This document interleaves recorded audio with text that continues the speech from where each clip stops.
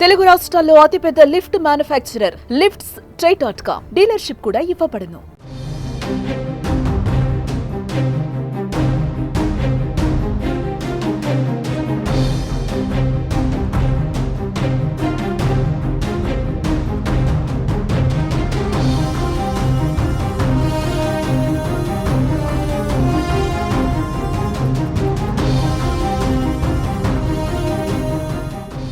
ఢిల్లీ అధికార పీఠం ఎవరికి దక్కుతుందో తేలిపోయింది. ఢిల్లీ అసెంబ్లీ ఎన్నికల ఫలితాలలో ఆప్ వెనకబడిపోయింది. 30 ఏళ్ల సుదీర్ఘ పోరాటం తర్వాత ఢిల్లీ కోటపై కాషాయ జెండా ఎగరబోతుంది. ఉత్కంఠ రేపుతున్న న్యూఢిల్లీ అసెంబ్లీ కౌంటింగ్లో 3వ రౌండ్లు ముగిశాక కేజ్రీవాల్ ఆధిక్యంలోకి వచ్చారు. అరవింద్ కేజ్రీవాల్, పర్వేజ్ సాహిబ్ మధ్య హోరాహోరీ పోటీ నడుస్తుంది. ఢిల్లీ ఎన్నికలలో కాంగ్రెస్ 0కి పరిమితమైంది. ఒక్క స్థానంలో కూడా ఆధిక్యంలో కాంగ్రెస్ లేదు.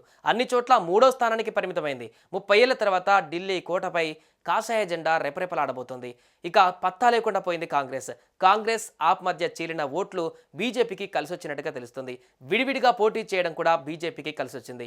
బీజేపీకి ఇప్పటివరకు 48.24% ఓట్లు రాగా ఆప్కి 43.15% ఓట్లు లభించాయి. కాంగ్రెస్కి 6.5% ఓట్లు ఇప్పటి వరకు నమోదయ్యాయి.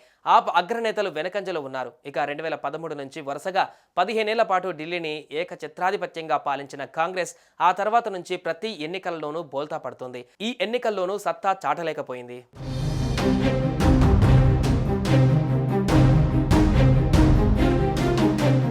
ఢిల్లీ అధికార పీఠం ఎవరికి దక్కుతుందో తేలిపోయింది. ఢిల్లీ అసెంబ్లీ ఎన్నికల ఫలితాలలో ఆప్ వెనకబడిపోయింది.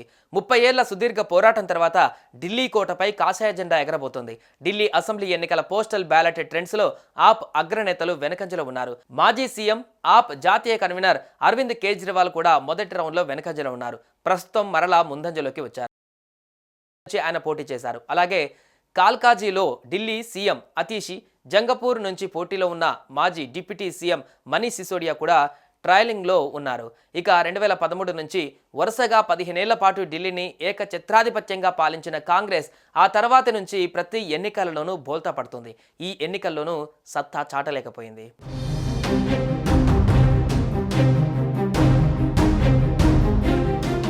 దీంతో బీజేపీ ఢిల్లీ నాయకులు ఫుల్ జోష్లో ఉన్నారు. ఒకవేళ బీజేపీ ఢిల్లీ పీఠాన్ని కైవసం చేసుకుంటే సీఎం ఎవరవుతారనే విషయంపైన ప్రస్తుతం రాజకీయ వర్గాలలో చర్చ నడుస్తుంది.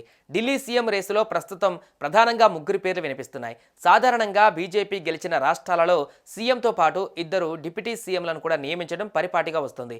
మహారాష్ట్ర, మధ్యప్రదేశ్, రాజస్థాన్ రాష్ట్రాలలో బీజేపీ ప్రభుత్వాలు ఏర్పాటు చేసిన సందర్భాలలో కూడా 2 డిప్యూటీ సీఎంలను నియమించిన విషయం తెలిసిందే. ఈ సందర్భంగా కొందరు రాజస్థాన్, మధ్యప్రదేశ్ ఉదాంతాలను గుర్తు చేస్తున్నారు. ఆ రాష్ట్రంలో బీజేపీ సీనియర్ నాయకురాలు వసుంధరా రాజే మధ్యప్రదేశ్లో శివరాజ్ సింగ్ చౌహాన్లను సీఎంలుగా నియమించలేదని, దీన్ని బట్టి ఢిల్లీ కూడా ఇలాగే జరుగుతుందని చర్చించుకుంటున్నారు. ఢిల్లీలో బీజేపీ అధికారంలోకి వస్తే మనోజ్ తివారీ, వీరేంద్ర సచ్దేవా, ప్రవేశ్ వర్మ ఈ 3లో 2ని డిప్యూటీ సీఎంలుగా చేసే అవకాశం ఉందని ప్రచారం జరుగుతోంది. ఉదయం 8 గంటల నుంచి 19 కౌంటింగ్ కేంద్రాలలో లెక్కింపు ప్రారంభమైంది. హస్తినాలో మొత్తం 70 అసెంబ్లీ స్థానాలకు ఈ నెల 5న ఒకే విడతలో ఎన్నికలు జరిగిన సంగతి తెలిసిందే. అయితే ఈసారి ఎన్నికలలో 60.54% పోలింగ్ నమోదైనట్లు ఎన్నికల సంఘం ప్రకటించింది. మరికొన్ని గంటలలో పూర్తి ఫలితాలు రానుండగా ఇప్పటి వరకు అందుతున్న సమాచారం ప్రకారం బీజేపీ అభ్యర్థులు సత్తా చాటుతున్నారు. 45 స్థానాలలో కాషాయ పార్టీ ముందంజలో ఉండగా 20 స్థానాలలో మాత్రమే ఆప్ అభ్యర్థులు లీడ్లో ఉన్నారు. దీంతో 35 సీట్ల మ్యాజిక్ ఫిగర్ ని దాటి ముందంజలో బీజేపీ విజయం వైపు దూసుకువెళ్తుంది. ఇక కాంగ్రెస్ కేవలం 1 స్థానంలోనే ఆధిక్యంలో ఉంది. కాగా ఓట్ల లెక్కింపు కోసం మొత్తం 19 కౌంటింగ్ కేంద్రాలు ఏర్పాటు చేశారు. 10,000 మంది పోలీసులను మోహరించారు.